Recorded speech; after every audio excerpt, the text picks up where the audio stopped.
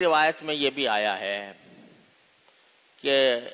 رات کو تو اس میں عبادت کرو اور اگلے دن روزہ رکھو، مگر یہ روایت انتہا درجے کی ضعیف روایت ہے،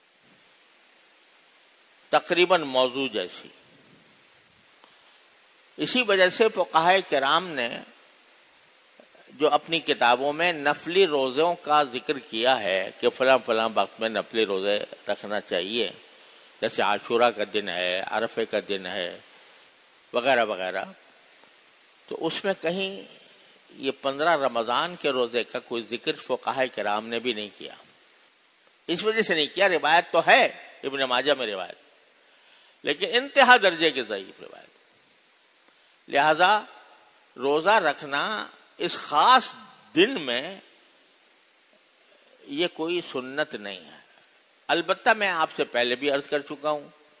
کہ شعبان کے مہینے میں نبی کریم سرورت عالم صلی اللہ علیہ وسلم روزے زیادہ رکھتے تھے عام مہینوں کے مقابلے میں،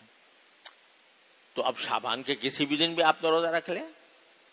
تو وہ رسول کریم صلی اللہ علیہ وسلم کی اس سنت کے مطابق ہوگا۔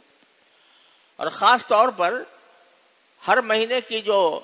13، 14، 15 جو تاریخ ہوتی ہے، اس کو ایام بیض کہا جاتا ہے، اس کے روزے بھی نبی کریم سرورت عالم صلی اللہ علیہ وسلم کی سنت ہے۔ آپ بکثرت ایام بیض کے روزے رکھا کرتے تھے، 13 ہر مہینے کی 13 تاریخ، 14 تاریخ اور 15 تاریخ ان کو روزہ رکھا، اس میں 15 آتی ہے، 15 شعبان بھی آ جاتی ہے اس میں۔ تو اگر کوئی آدمی ساتھ ملا کر 13، 14، 15 رکھے تو انشاءاللہ بڑے اجر و ثواب کا کام ہے۔ تو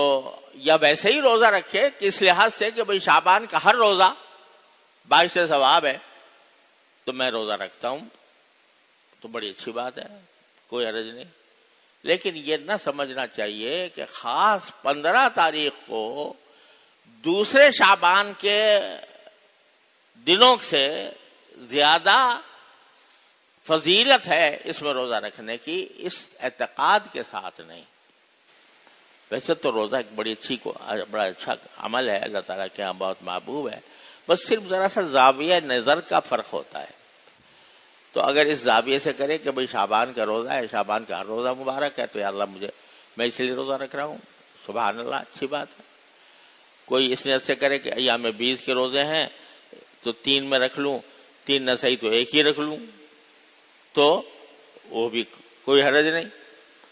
بلکہ اچھا ہے۔ لیکن اس نیت سے نہ رکھے کہ 15 شعبان کو خاص طور پر اور دنوں سے زیادہ